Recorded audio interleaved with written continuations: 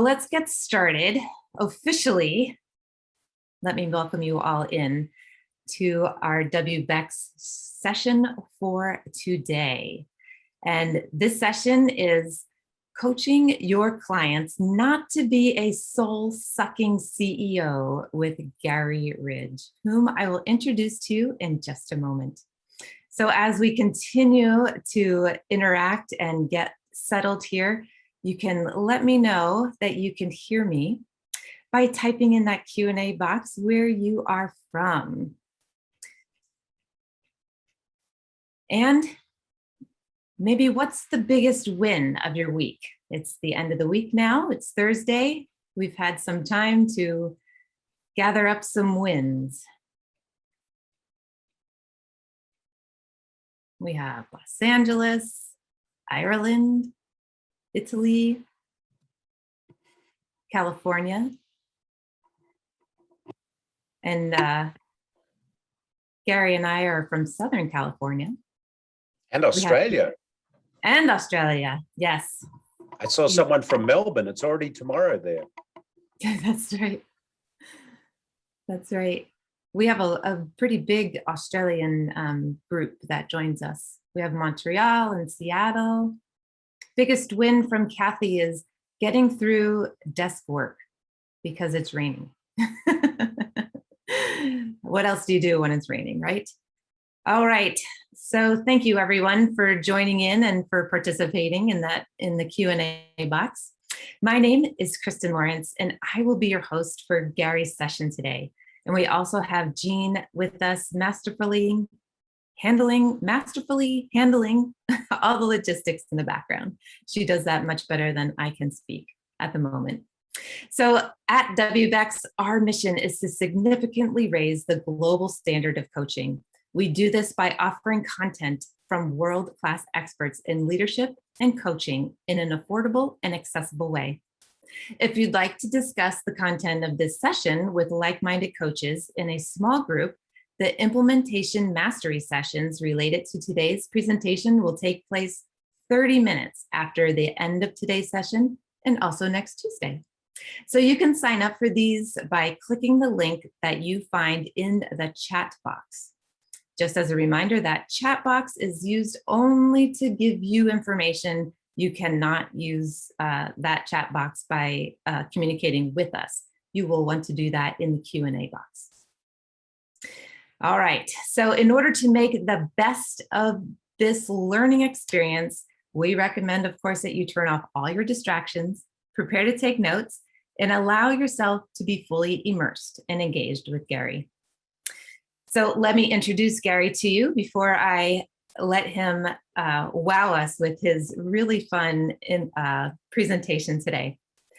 Garry is a chairman and CEO of WD-40. He combines a natural passion with high-level strategies to help grow and empower organizational culture within the company, contributing to its immeasurable positive growth. Garry has co-authored a book with Ken Blanchard that outlines his effective leadership techniques. And actually, I did look him up on Amazon. He has 2 new books out, so you might want to go check them out there. They look very helpful and intriguing. And although originally Garry is from Australia, he is now based in California, where he is an adjunct professor at the University of San Diego. And I asked Garry for a fun fact about himself that I could share with you. And he said once upon a time that he rocked an Afro hairstyle, if you can believe it. Yes, once upon a time, he had some hair. And he also was a radio jockey.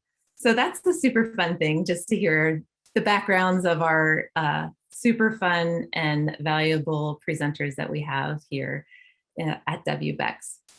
So with that, I am going to scoot away and I am going to let Garry take over. All right. Have fun, Garry. Thank you. Good day. Thank you, Kristen. It's just lovely to be with you this afternoon here in San Diego, and the morning in somewhere in Australia, and somewhere in the middle of the night in Europe. And I guess the sun never sets on leadership, and isn't that a wonderful thing? I'm delighted to be with you today, and I'm I hope you can see my slides as I run through a story and an adventure that I think is really interesting. And I never thought that this would be as meaningful today as it is. When I spoke to the folks from WBECS, I don't know, 18 months ago about the subject. And more than ever before, as we're actually experiencing what some are calling the Great Resignation, I'm actually calling it the Great Escape, because people are actually escaping from cultures within organizations that are toxic, and they're not putting up with them anymore. So I think the opportunity for coaches out there is to help identify this great escape and how it's impacting organizations around the world. So, as I said, but why should we talk about this? So let's talk a little bit firstly about something that really drives behaviors in people, and it's ego. And the more knowledge, the less of the ego. The less of the knowledge, the more ego. And ego really is something that when it eats empathy, it takes away from the opportunity to build an enduring culture within organizations. A friend of mine who's been on WBECS, Hubert Joly, who was the previous CEO of Best Buy, in his latest book, The Heart of Business, he talks about some research that was done by the ADP Research Institute, and it surveyed 19,000 workers in 19 countries around the world. And they found that only 16% of people were fully engaged at work. This means that 8 out of 10 workers merely show up. Millions of people are denied the chance to be inspired at work, to thrive, and to be their very best. Aristotle, who was born in 384 BC, said, "Pleasure in the job puts perfection in the work."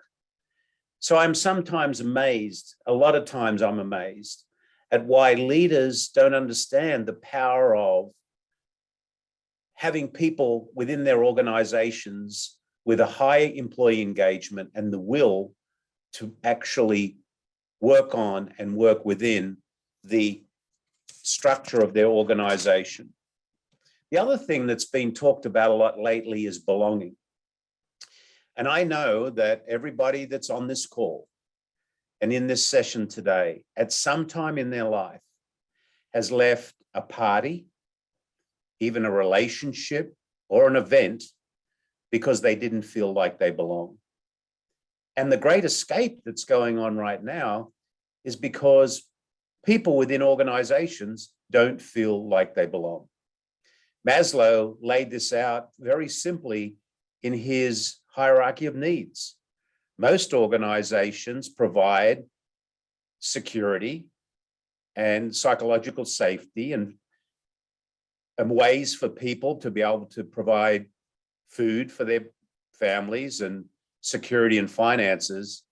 But when we get to love or belonging, they're afraid of using the word love within an organization.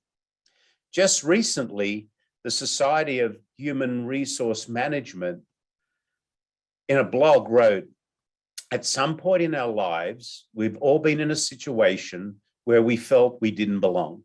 Perhaps it was at that birthday party of a friend, or where we just couldn't find anything in common. Maybe you were underdressed or overdressed for a professional conference. When faced with these types of situations and the uncomfortable feelings they bring up, we typically try to leave. However, what if the place you felt you didn't belong is the place you have to go to for 8 or 9 hours a day, Monday through Friday? When employees feel like they don't belong at work, their performance and their personal lives suffer.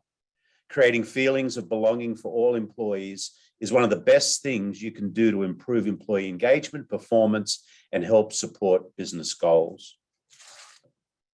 One of the things we've done at WD-40 Company is we've really embraced belonging for many, many years. And the first way that we do that is we call ourselves a tribe, not a team. And why do we call ourselves a tribe?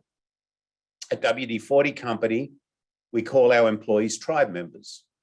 As individuals and as an organization, we aspire to live up to the behaviors of a tribe. For us, a self-sustaining and interdependent tribe share common attributes such as values, knowledge, celebration, ceremony, and a strong sense of belonging. Each tribe member is recognized for their specialized skills and their contributions to the benefit of the greater good of the tribe. Through these efforts, a tribal culture becomes a self-sustaining place where people want to stay and grow. Sebastian Junger, in his book Tribe, said the earliest and most basic definition of community, of tribe, would be a group of people that you both help feed and help defend. When we started to think about tribes many years ago, we thought about people from thousands of years ago that stayed together for certain reasons. So we actually studied some of the work and behaviors of the Indigenous Australians and the Fijian Islanders. And when we did that, we identified some common attributes within a tribe that made it a place where people want to belong. The number one attribute of a tribe is learning and teaching. And let me share with you why we believe that to be true. If we could get in a time capsule and go back thousands of years to the center of my home country, Australia, maybe just by that big rock that they call Uluru. And we were observing a group of Indigenous Australians sitting around a campfire. The tribal leader would be doing something really important. They would be teaching some of the younger tribe members how to throw a boomerang. Why? Because the tool of survival was a boomerang. If you weren't competent in being able to throw a boomerang, the chances of you surviving back there thousands of years ago were probably limited because it was the tool of hunting and survival. So we believe the number one responsibility of a tribal leader is to be a learner and a teacher. And one of the ways we can enhance that is through coaching. The second thing that we identified that all tribes have are values. Values are the written reminders of the behaviors in the organization. They're not there to restrict people. They're actually there to set them free. Values are like the riverbanks of a river. If you think of a river running from the mountains to the sea, without the riverbank, that piece of water would be a stagnant pond. But as you travel down that river from the mountains to the sea, the river continues in the direction that it needs to continue because of the values or the banks of the river. And the river will go through certain circumstances along the way. There'll be some white water, maybe some rugged rocks. There'll be a place where the water is calm. There might even be a place where you can pull off that river and rest. But eventually, the values will be what keeps you traveling in the right direction to get you from the mountains to the sea. Tribal attributes of belonging. Not only is it the behaviors of the people in the organization, but the symbols of belonging. You can see that in organizations, how people are proud to wear their hat, their uniform, their t-shirt.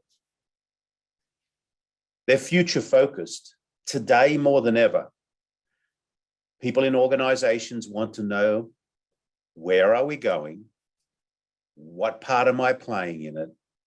And how can I develop within that organization? So being future focused is really important. It's important as far as business is changing as well. If we look at the landscape of business today versus what it was pre-COVID and the boom in digital commerce, if we weren't prepared for that as organizations, we're probably not doing as well as we should. In tribes, there are specialized skills.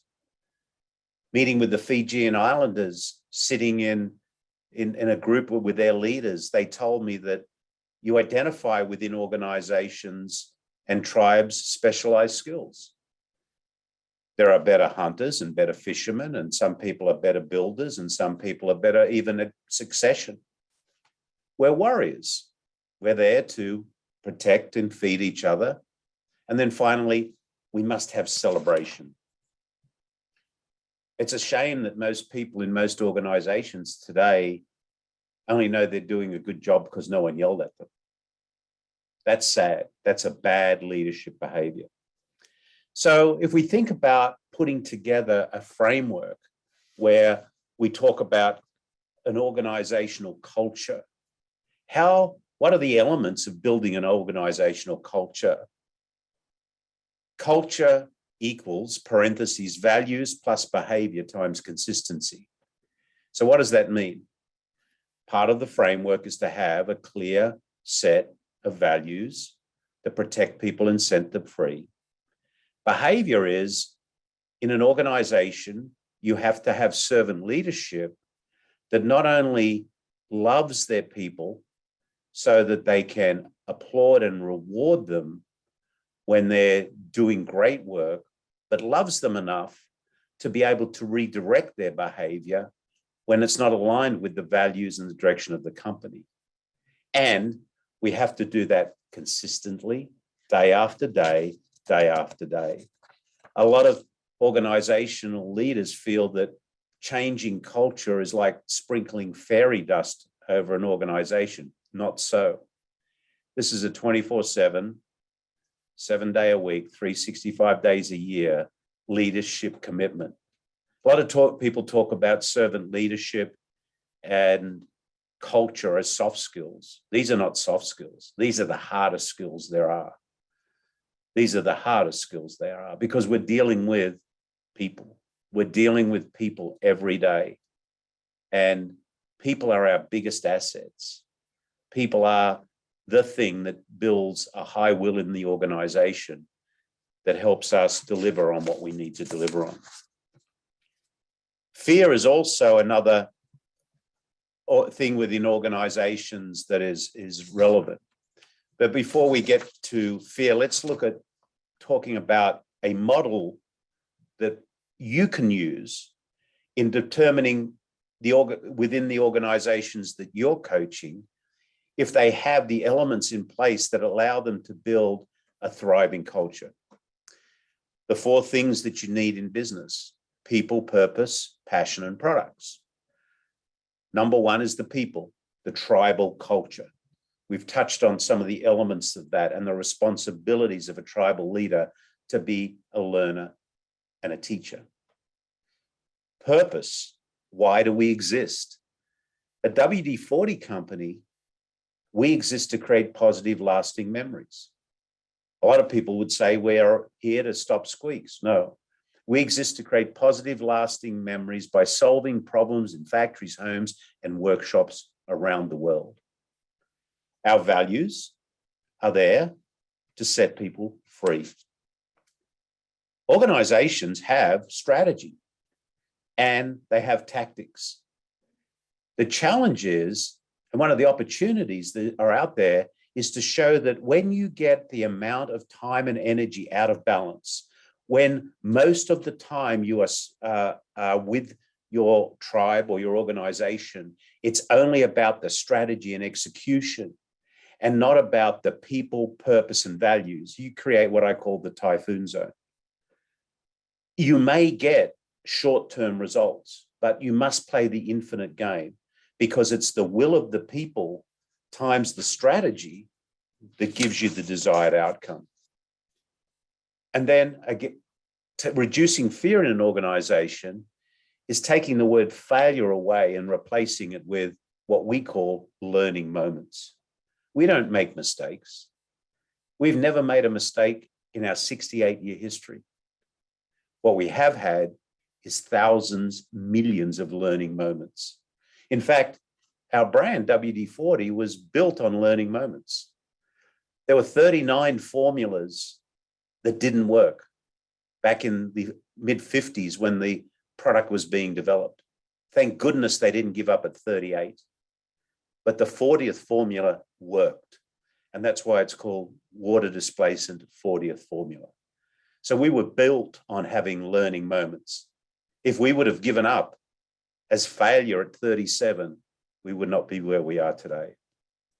This model then sits on 4 very clear platforms: the platform of care, the platform of candor, of accountability and responsibility. What does care mean in the organization? Care means that we love our people enough, as I said, to both reward them and applaud them when they're doing well, and to redirect them as coaches when we know that they're not stepping into the best version of their personal self. Candor is no lying, no faking, no hiding.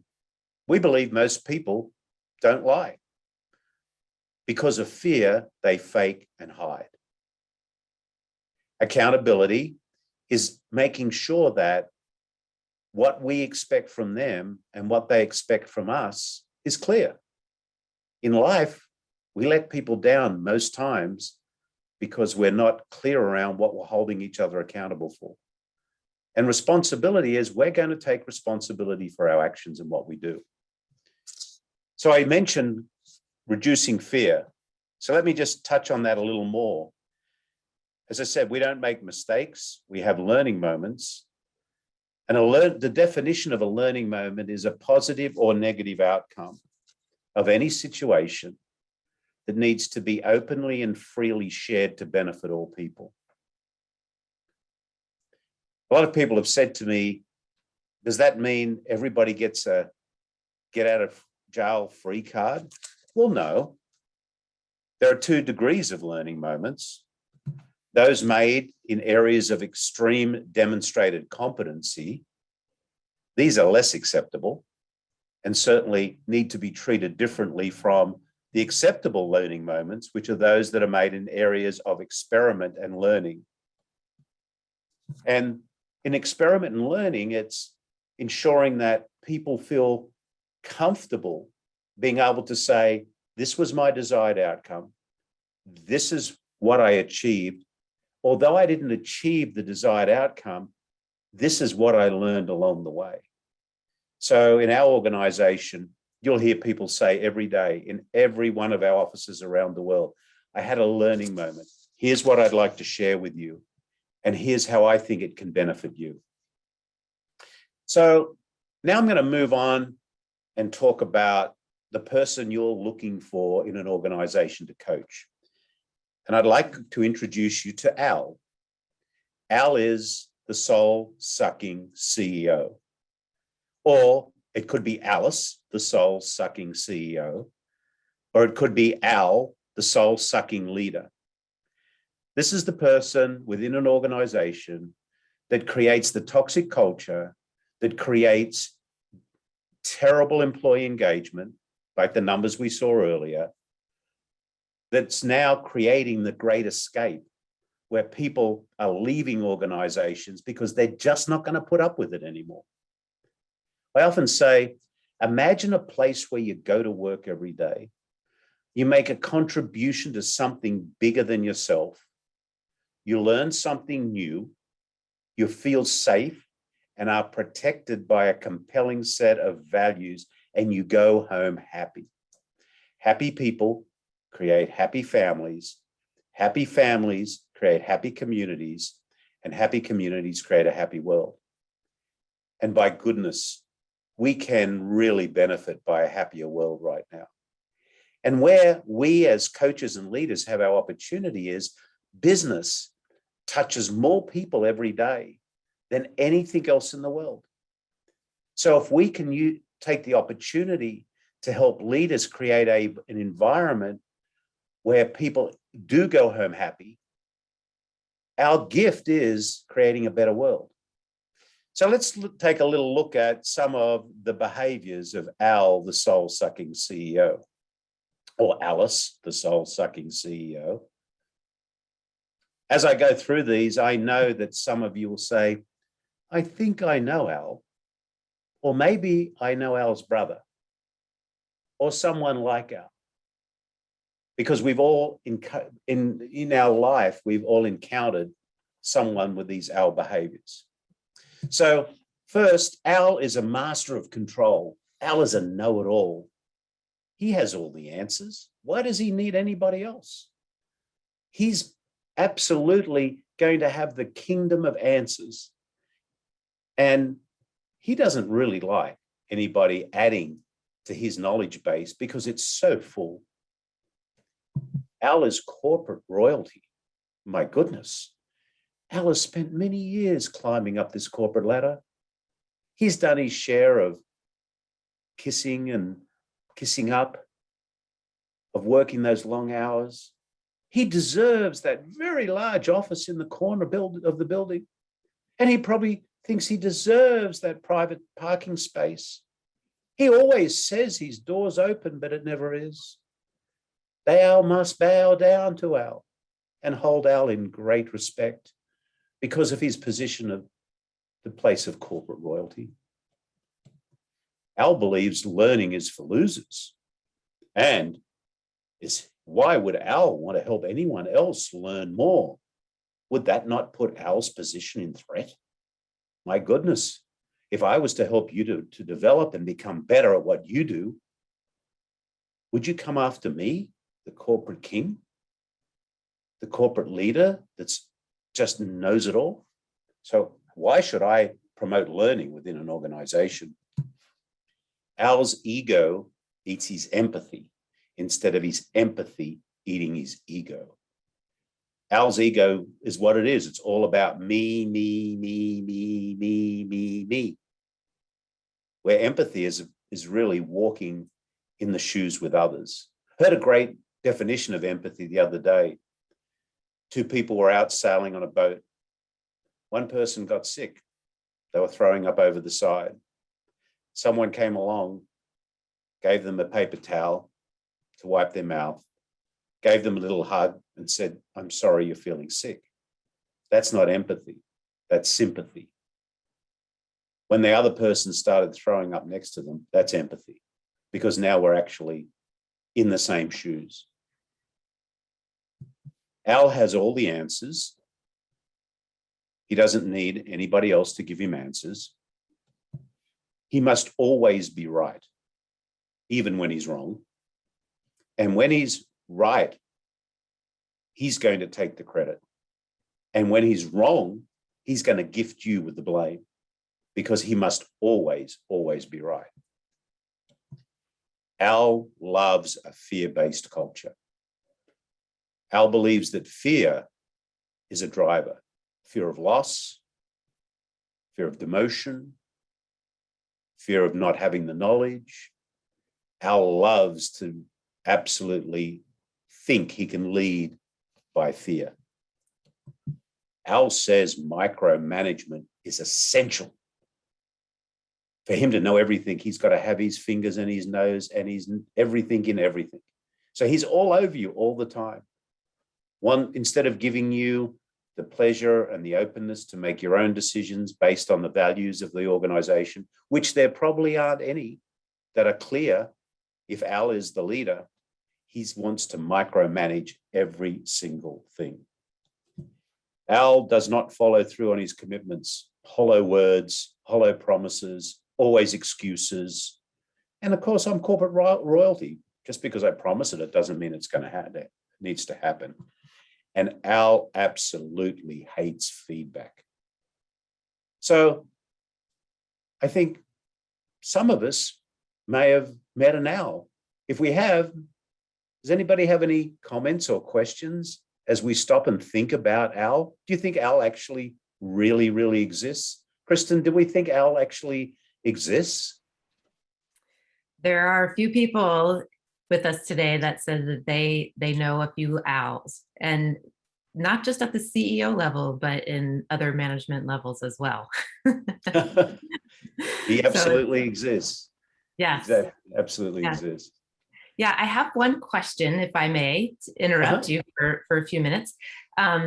One question, if you could chime in on the thought around, given today's focus on systemic racism and truth and reconciliation, if you can speak to the word tribe because some people don't particularly care for that word anymore. And why is it still being used today? I added that part. Sure. Thank you for that. Sure. Yeah, we look at tribe as not having anything to do with racism at all. It's a definition of behaviors of human beings over time. And that's why we defined it in our own way. So it's a definition of behaviors of groups of people that come together. And in human beings, it all started as tribes. So I've heard that, a couple of times more than once, people have questioned, is tribes appropriate? Well, if you define it as you see it, then I think it's appropriate. Mm-hmm. And our people are proud to call themselves WD-40 tribe members, as defined by our definition of a group of people that come together to protect and feed each other. Yeah, that's great. So making sure that we have definitions and so people know the context of how we're using words is super helpful. Yeah, absolutely. Would you like another question, or would you like to move on? Okay, if there is one. There is. So this Al, and you might touch on this later on, but maybe just as a primer for you, this Al that we're talking about, or Alice, are these people that can be coached? Oh, absolutely. They can be coached. In fact, I might admit that sometime many, many years ago, I was somewhat of an Al. In fact, when I got the opportunity to lead WD-40 Company as the CEO back in 1997, my disc profile back then was a Turbo D. Be brief, be bright, and be gone. And as a young guy back then, I probably had some ambition. And I looked at myself, and a very good friend of mine, Marshall Goldsmith, has written a great book called What Got You Here Won't Get You There, The 20 Bad Habits of Leaders. And I often joke with Marshall that in my life, I've had a level of abundance of every one of those 20 bad habits. And these are some of them. So at that time, and my next slide will probably move on to this, I went back to school just as I became CEO, and I did a master's degree in leadership at the University of San Diego. And that's where I met my dear friend and my mentor, Ken Blanchard. And that's where I learned the power of servant leadership.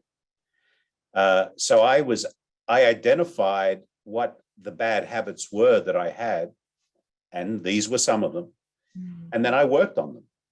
So I think anybody can be coached if they want to change. But if people don't want to change, don't waste your time coaching them. I think our role as coaches is to show them that there is a real reason that a different set of behaviors than the ones they're currently using can not only make them feel like a better person, but they can absolutely help those that they lead around them. So I am now not a Turbo D anymore. I'm actually an I in the disc profile. And I feel much nicer as an I than I did as a D. Very nice. Well, thank you for that. We have some more questions, but I think we'll hold on to them and let you continue on, and we'll circle back up to these. Okay, it's great to have an ongoing conversation. So let me move on and talk now a little bit about servant leadership and Ken Blanchard, the 1 Minute Manager.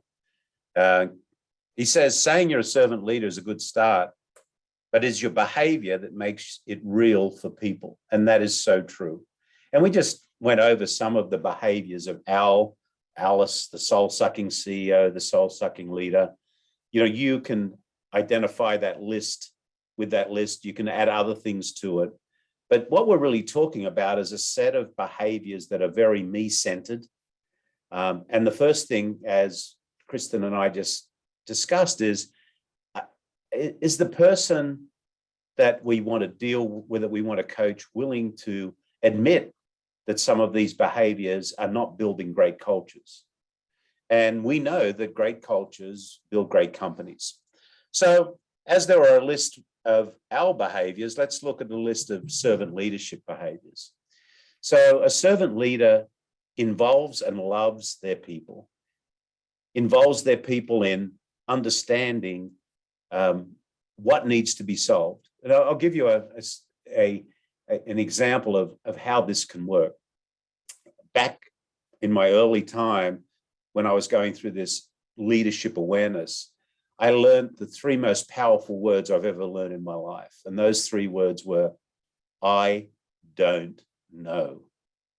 And I got really comfortable with those three words. And it's amazing what opened up around us when we're comfortable with the three words, I don't know. At the same time, I was reading some of the work of the Dalai Lama. And he said, our purpose in life is to make people happy. If we can't make them happy, at least don't hurt them. And I observed that many, many leaders were not making people happy. They were hurting them through not loving them and not really involving them so they could develop within themselves. So leaders involve and love their people. Leaders are always in servant leadership mode. We're here to serve. And as Simon Sinek says, leadership is not about being in charge. It's about taking care of the people in your charge. Barry Chapman, who's the CEO of Barry Weinmiller, says, everybody who comes to work each day is someone's precious child. I would add, everyone who comes to work every day is someone's precious child, husband, wife, auntie, uncle, cousin. They're just a human being and someone that we need to ensure that as servant leaders, we're there to help them step into the best personal self of themselves. Leaders are expected to be competent. As I shared with you, the number one attribute of a tribal leader is to be a learner and a teacher. So our role is, as learners and teachers, is also to be coaches. We don't use the word manager in our organization. Everyone is called a coach. And as you're all coaches, what does a coach not do? A coach does not run onto the field. A coach does not go to the podium and pick up the prize. A coach spends their time on the sideline observing the game and a lot of time in the locker room, listening to and encouraging the people that they're coaching within that game. Leaders are connected with emotional intelligence. So great leaders take the time to observe the people around them. You know, a few words make a hell of a difference, particularly in times of COVID, when you can actually see the frustration and some of the absolute, frustration on people's faces. And just a couple of words are simple. Hey, hi, how are you today? Are you okay? Is everything okay? Is there anything we need to talk about? What's on your mind? These few words by leaders within organizations make such a difference. Leaders love learning moments. The learning moment, the value of the learning going through the process is absolutely treasured within great leadership organizations. Leaders have a heart of gold and a backbone of steel. So what do we mean by that is, we've talked about not only caring for people, but also having the backbone to be able to redirect them around behaviors that are not helping them step into the best version of their personal self. I'll give you a true life example of that, where we use one of our values of our company to do that. Our second value in the company is we value creating positive, lasting memories in all of our relationships. Here's an absolute did happen coaching opportunity I had around that. Some time ago, we're in an early morning meeting with a group of our leaders. And there was one person in the room that was absolutely not creating positive, lasting memories. They were having a horrible morning. You could see the toxins of emotion coming out of them as it filled the room, as it sucked out the energy of the room. It wasn't the normal behavior of the leader I know. So having a heart of gold and a backbone of steel says, I love this person. and I need to understand what's caused them to behave in a different way than usual. So at the end of the meeting, we walked out, and I said to this person, let's go for a walk. So we walked out of our building, and I looked in the trash can, and I looked behind a tree, looked under a car. You could see the frustration on this person's face. I said, what the hell are you doing? I said, the person I know and love, the you I know and love, was not in that room today. What's on your mind? Are you okay? Anyhow, we had a conversation. They'd had a very bad morning. They got up late, kicked their toe on the bed. You spilt coffee on the way on the car. Someone flipped them off driving in. You had a phone call from someone about something that was insignificant that, was made to be a big deal. And they had all of this toxic emotion stored inside them by the time they walked into the building, and then they spewed it out. And our coaching around that was, our second value in the company is to create positive, lasting memories in all of our relationships. And you didn't do that. And the person said, yeah, I know. So we finished our conversation, and we hugged, and they went back into the building. I observed the person. As I was walking up the stairs, I saw them go into the office of one of the people that were at the meeting. And they went and they apologized to a couple of the people that were in the meeting. They said, the me that's me was not there today, and here's why, and I was just having a bad morning. The next day, I noticed that people were going to that person and checking in with them and saying, are you okay? Is everything all right today? Is there anything I can do for you? So leaders having a heart of gold and the backbone of steel, it's about the care, but it's also about the redirection, but in a way that shows that you are there to support them to be their best. Now, the opposite side of that conversation might have been, a more unacceptable anger kind of explosion conversation around, but saying that the person that you know and love wasn't there today was really a way of having a really, really great conversation. Leaders are champions of hope. I call it pragmatic optimism. It's not about hope around things that are out of people's sights, but being pragmatic about the optimism is really important. Leaders know micromanagement is not scalable. And I think we all know that. But unless you have a clear set of values that allow people to make decisions without quacking up the hierarchy, then micromanagement is going to become something that people revert to. So again, it comes back to having that clear set of values. Leaders do what they say they're going to do. As we all know, the best way to lose trust is not to do what you say you're going to do. And leaders treasure the gift of feedback. I want to tell you another story about feedback. Mentioned earlier, as you know, I'm originally from Australia. I'll tell you a story about my mum. My mum lived till she was 99 years and 9 months old. She passed away about 7 or 8 years ago. You can imagine how unexcited she was back in 1994 when I said that I was going to be moving to the United States and taking 2 of her grandchildren with me. I remember her words, "You're going to do what, Garry?" But anyhow, Mum lived in the same house for 72 years. And until she was 97, she still lived in the same house. I made it a point of visiting her at least once a year, more than once normally, but always on her birthday.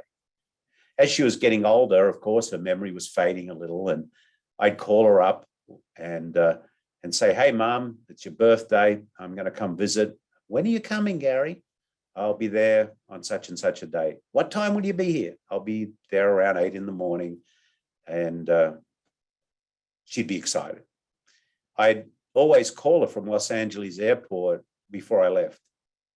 And I'd call her and say, "Hi, Mum, I'm coming, and when will you be here?" "I'll be there tomorrow morning." "What time will you be there?" "I should be there about 8. "Oh, I'll make you breakfast." "No, you don't need to make me breakfast, Mum, please. This is someone who's 95 or 96 years old." So I'd get on the Qantas 747 in those times and fly south through the southern hemisphere and land at Kingsford Smith Airport in Sydney. And that flight was QF12 was normally the first or second flight in, through customs and immigration into my rent-a-car and driving out to our family home. And I'd arrive there around 8 in the morning, and I'd go to put my key in the front door, and exactly the same thing would happen as used to happen at 2 o'clock in the morning when I was a young boy, 18 years old, coming home after partying with my friends in Sydney. The door would fly open and Mum would say, "Where the hell have you been? You're late, get inside." So anyhow, we go out to the kitchen, and Mum's kitchen had a kitchen table in it, had a tablecloth on it, a plastic one, and the top of the plastic tablecloth was faded. It was white, and the sides on it still had the floral arrangements on it that you would see on a floral plastic tablecloth. "Sit down, Garry." "Yes, Mum." There's only 2 words you need to know when your mum's 96, 97 years old, and that's "yes, Mum." "Would you like a cup of tea, dear?" "No." "Bang, you got a cup of tea whether you wanted it or not." "I made you some breakfast." "I don't want any." "Bang, you got breakfast whether you wanted it or not." Mum would walk around the other side of the table, and I'd hear the signal that I was about to get my dose of unconditional love or feedback. The signal was the sound of the chair being pulled back on the linoleum floor. And Mum would sit down. She would have a white nightie with a pink dressing gown, her glasses, and she would be wearing a little beanie to keep her head warm. She'd look up at me and she'd say, "Now, Garry, there's a few things we need to talk about." And I was to get my unconditional love or feedback. "Didn't you know your nephew won a soccer game 2 weeks ago? You never called to congratulate him. Auntie Mari was in the hospital. Why didn't you send her a get well card?" Blah, blah, blah. And Mum would list out all these things, and she was so right.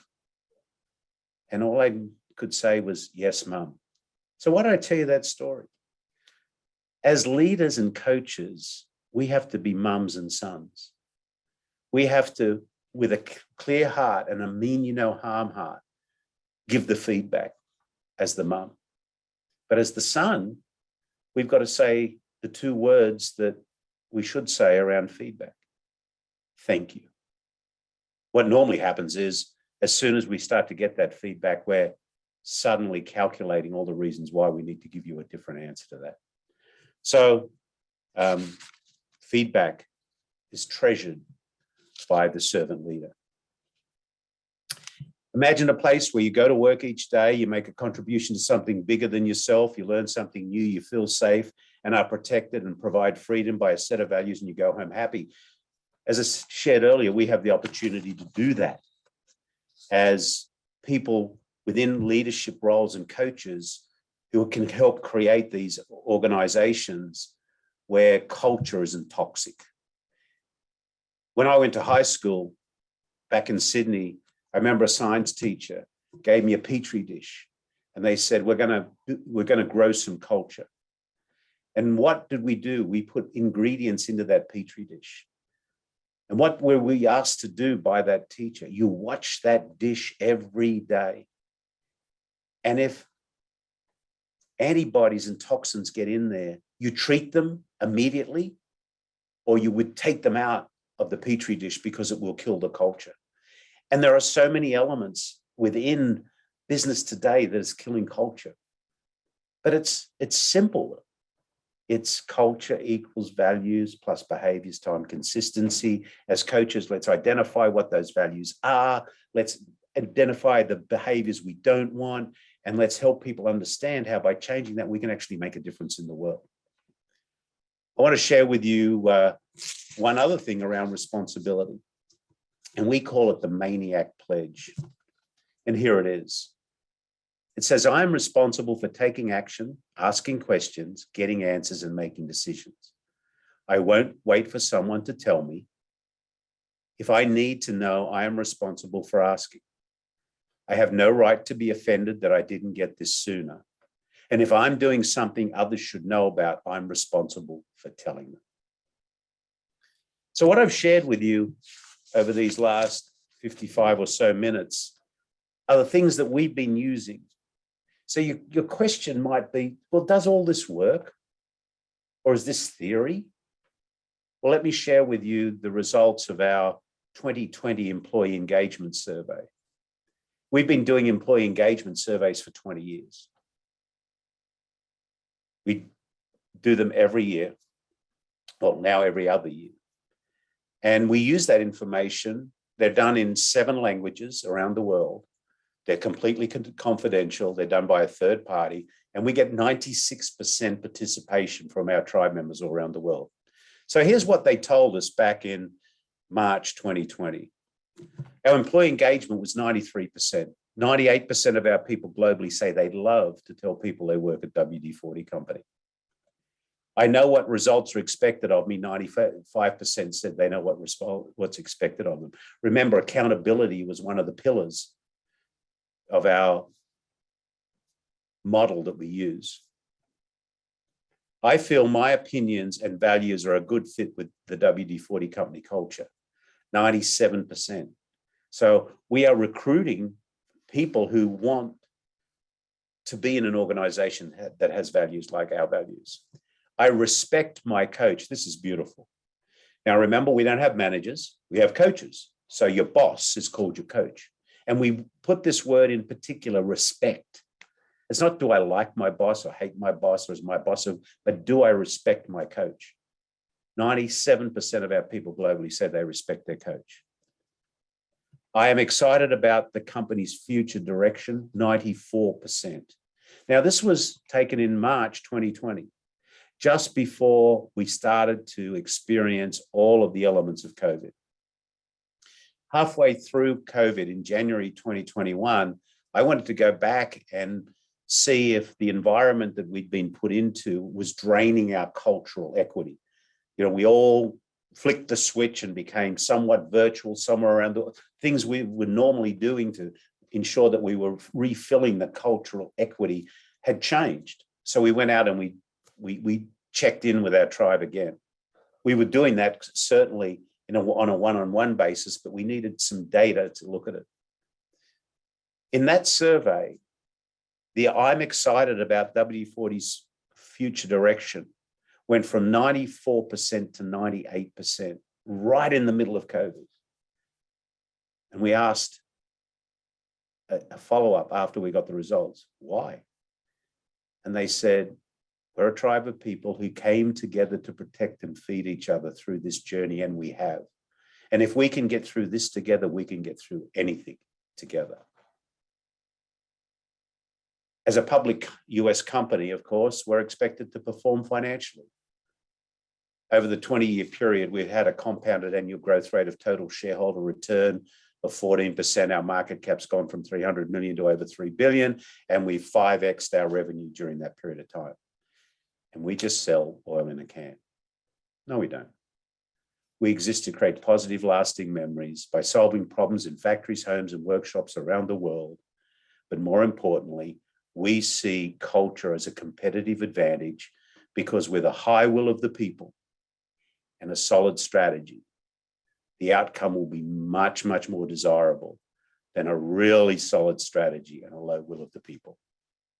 So thank you. That's the end of my prepared remarks. We can go back, Kristen, to taking some questions. I'll take my slides down and be happy to get into conversation with anybody. Absolutely. Well, let me give you a minute to take a breath and maybe get a drink of water while I Thank you.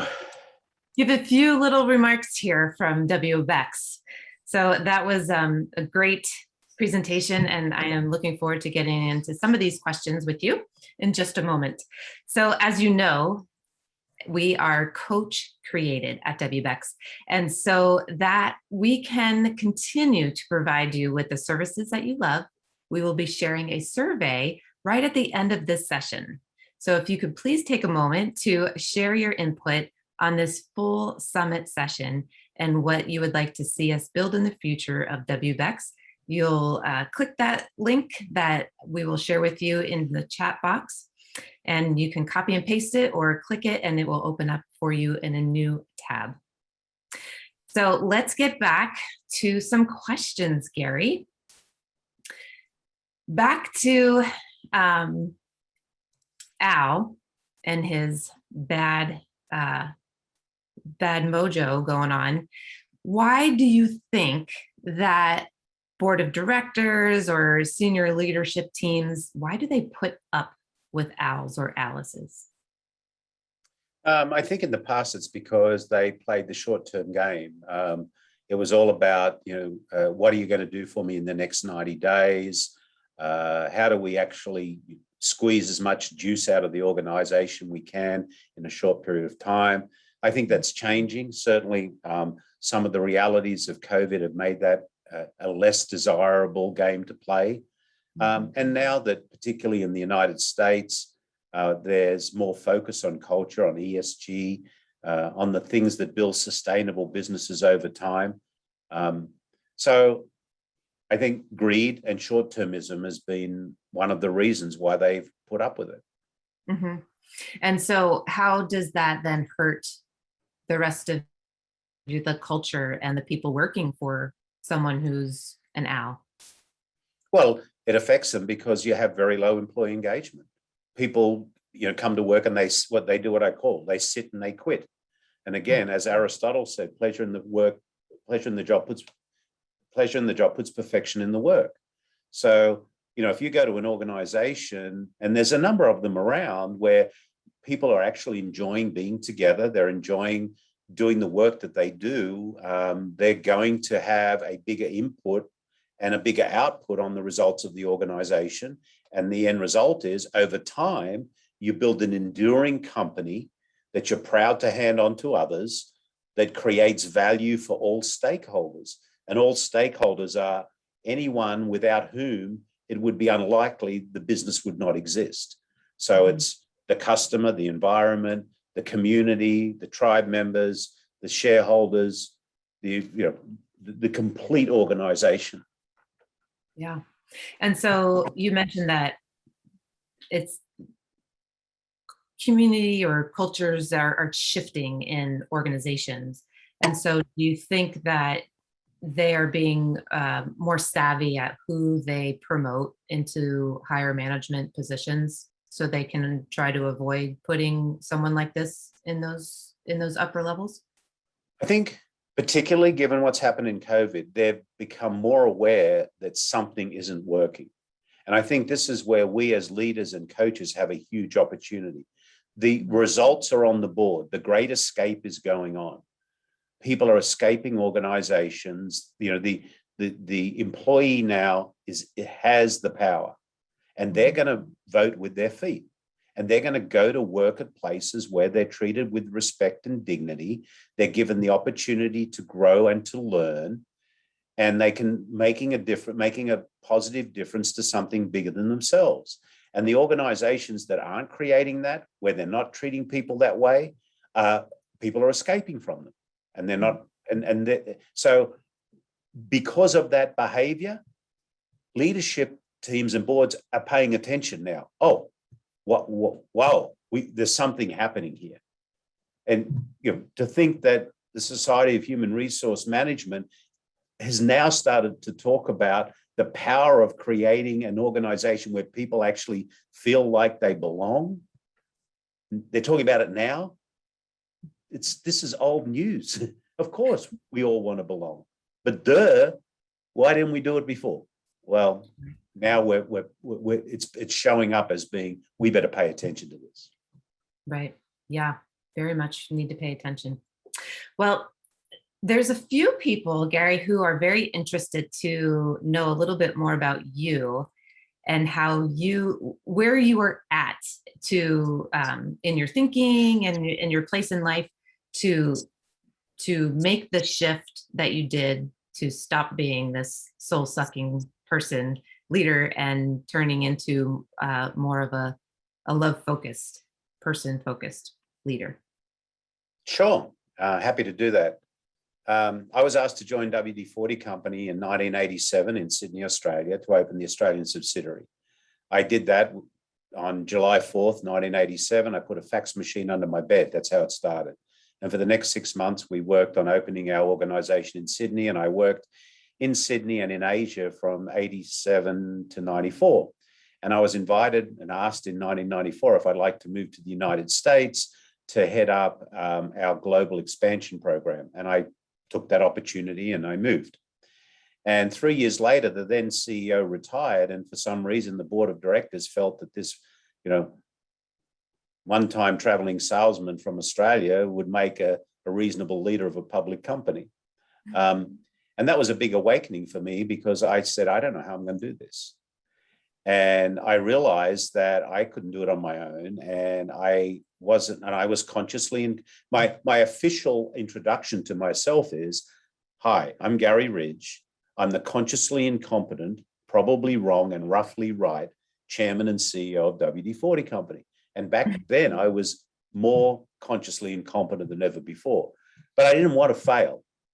So I went back to school and I did the master's degree in leadership at the University of San Diego. And that degree program, Ken Blanchard put that together with the university. And it really, Ken Blanchard said, most MBAs get people in the head. We got to start to get people in the heart, because it's the heart is where it's. So I was exposed to this whole servant leadership philosophy. And I thought, wow, I mean, I can't do it on my own. And if I need to build out this business around the world, I have to find a way of doing that. So I started to use what I learned. And the more I did it, and the more we did it, the more it worked. And over time, we built this amazing culture that now delivers amazing results for the people and the shareholders. So it's truly been a journey of learning for me. I've on my email, I sign off Ancora Imparo, which means learning I still am. And that's really what I think about life. I'm curious. I love to learn. And that's what changed my thinking way back in 1997, 1998, 1999. Nice. I could hear our coaches who are still with us on the call, without even looking at the Q&A box. I can hear them saying, yes, Garry, that's great. But I can tell you that the people that I coach, they will tell me they don't have time to go take a leadership class or even spend the time with me in coaching. Find new clients. Find new clients. Okay. Do not try to coach people who do not want to change. Marshall Goldsmith, who's a friend of mine, the number one leadership coach in the world, his number one rule is, if they don't want to change, don't waste your time on them. Mm-hmm. Because we want to coach people who want to make a difference and want to change. Yeah, absolutely. Otherwise, our job becomes unuseful. And we're not a therapist. We're not a therapist. We're not there to. We're not there to. It's not remediation coaching. This is coaching. If you want, and look at the great coaches that the great people Marshall has coached. Alan Mullally from Ford, and the head of the World Bank, and so many. And Hubert Joly, who just wrote this book, The Heart of Leadership. It's people who want to become better are those that will become better. But if people don't want to change, don't coach them. Right. Don't waste your time. It's good. So I'm interested to hear a little bit too about mentioning leaders are coaches. They have to, you went through the different parts of what makes up a tribe, and, sharing values and really instilling that into the people within the tribe. So that makes them your leaders, coaches. So do you take them on a journey with formal coach training? How do you get them into that space where they shift away from just being the visionary, the leader, the main decider, to actually taking time to coach others in their organization? Sure. So in the book I wrote with Ken Blanchard, our motto, which is helping people win at work, our motto is, we're not here to mark your paper, we're here to help you get an A. So our job as a coach is to help people get A's. So the first thing is, what's the difference between a lead or a manager and a coach? And a manager wants to manage people or process. A coach, as I described, doesn't run on the field, doesn't go to the podium, spends time on the sideline and a lot of time in the locker room. And what are they doing? They're first identifying what an A looks like for people. So if an A was to walk in the room right now and you wanted to be that A, what would it look like? Let's describe that outcome. And then my role as your coach is to help you get that A. I'm not going to get the A for you. I'm not going to run on the field and play the A game for you, but I will be there as your coach and your leader to remove barriers, to enable you, to provide resources to help you get that A. So it's really one of a true coaching role, which is, as you know, Kristen, a great coach as you are, we're not there to give people the answers. We're there to help them find their own. So again, what do we want to achieve if this A walks in the door, and how do I help you get there? So I think a lot of what we do in life is around the way we describe it. That's why we talk about the learning moment instead of failure and mistakes. Coaches, the Maniac Pledge that I shared with everybody, I am responsible for. That Maniac Pledge was put together so that people would get away from the na syndrome, where they point fingers at each other. I didn't know about that. Why didn't you tell me? Well, my answer to that is, if it was so important, why didn't you ask? Why do you have to wait later to blame me for not telling you? You knew you wanted to know. Why didn't you ask me? I didn't know. I'm sorry. I'm not a mind reader. I can't read your mind, but I can certainly answer your questions. Sure. Yeah, that's so good. Okay, a little bit of, we get a lot of these questions, and I love it because we have a global community. Is there a demographic to Al or Alice that's more prominent? I don't know. I have an answer to that question. I've never really looked at if you talk about a demographic, is there more Als than there are Alices? Probably, because there's more Als in leadership roles, and that's not necessarily a good thing. Different cultures around the world, as we know, some cultures are direct cultures, some cultures are relationship building cultures. The US, Australia is a very direct culture. Latin America, some of the European cultures are very relationship cultures.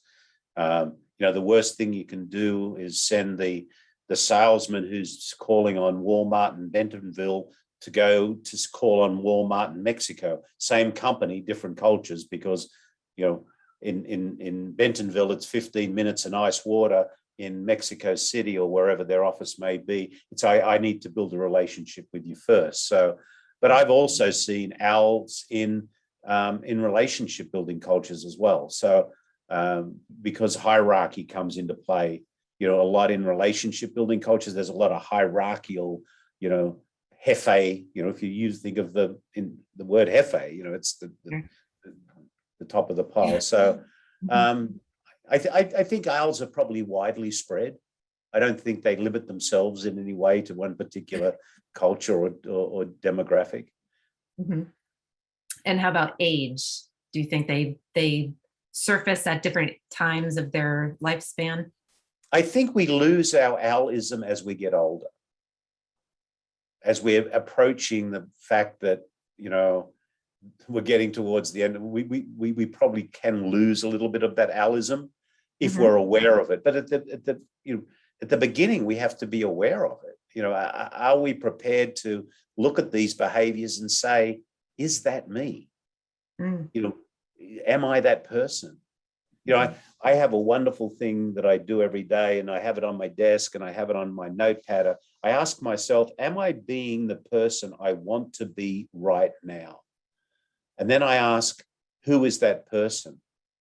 And to me, that person is, I want to be caring. I want to be empathetic. I want to be reasonable. I want to be a listener. I want to be fact-based. I want to be balanced. I want to be a curious learner, and I want to love my people.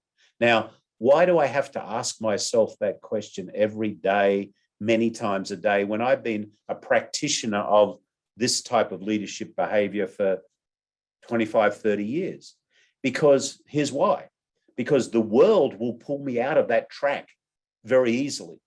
Yes. So I have to continue to bring myself back. Am I throwing sunshine or shade on people? So I have to pull myself back and go, okay. And, when people see that on my note, but why do you have that written there? It's because I have to remind myself that's who I want to be. I don't want to be that other person, but the world will take me there if I let it take me there. And when I get there, I don't like being there at all. Right. Yeah. You mentioned that before with your disc profile. Once you switched, you were more comfortable with yourself. Yeah. And that comes out when you walk into a room. Right.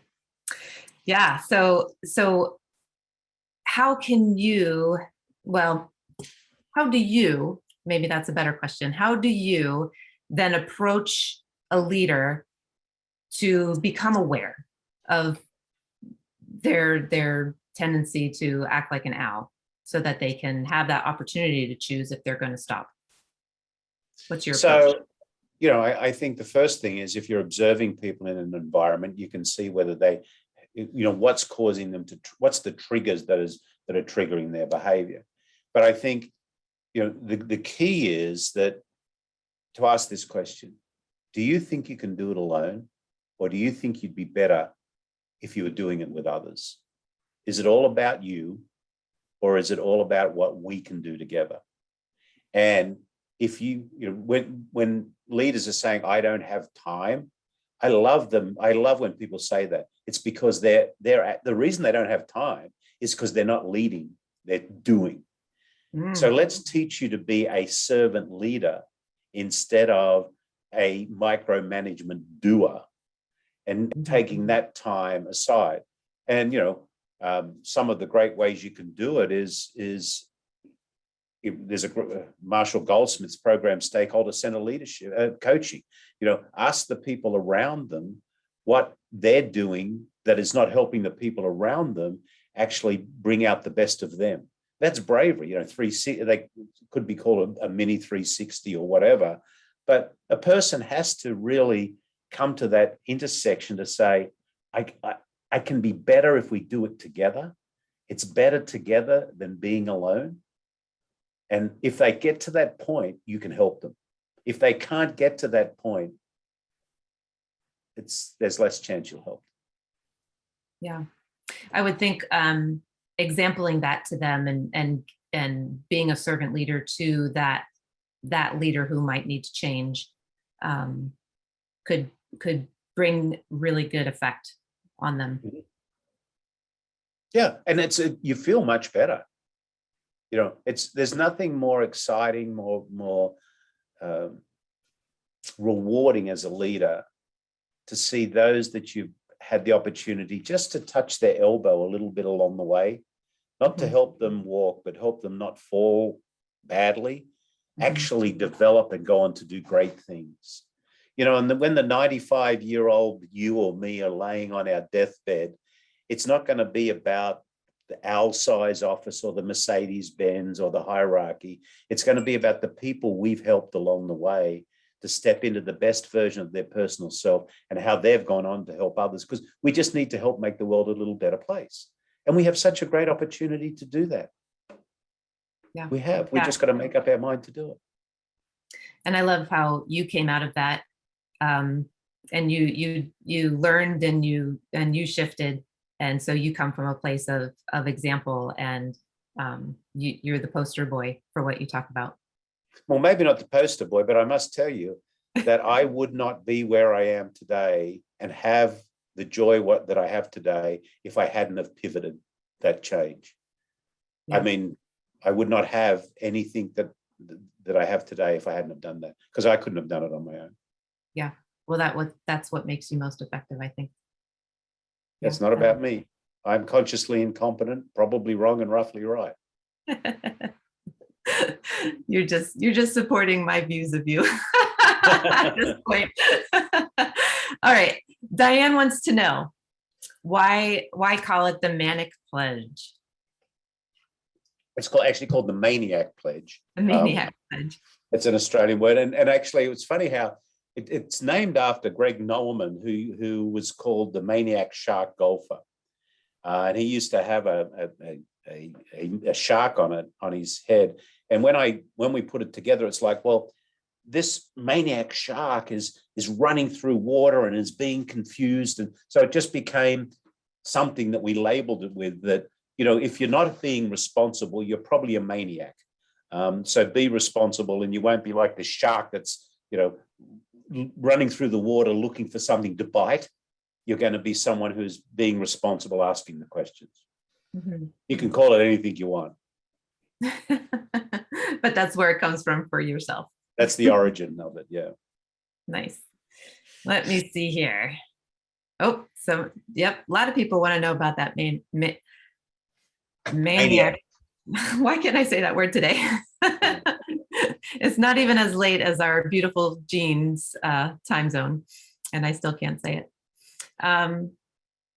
What do you think is the catalyst to someone walking down the soul-sucking path to want to become a servant leader? Realization that you can't do it on your own. A huge challenge that is so scary, but so exciting. And that's what happened with me. I became CEO of a US public company, and I went, oh, how am I going to do this? I'm certainly not going to let myself down and the people around me, but I don't know how to do it. I had the competency as a business manager. I had many years experience of, I have the financial background. I had the marketing background. I had all of those competencies, but what use me just having them and not empowering others to do the same? So I was scared. I was really scared. And I thought, I got to find a way. And I'm fortunate and I'm grateful that I fell into, this program that I went to at USD, and my mentor, Ken Blanchard, and I drank the Kool-Aid, and it worked.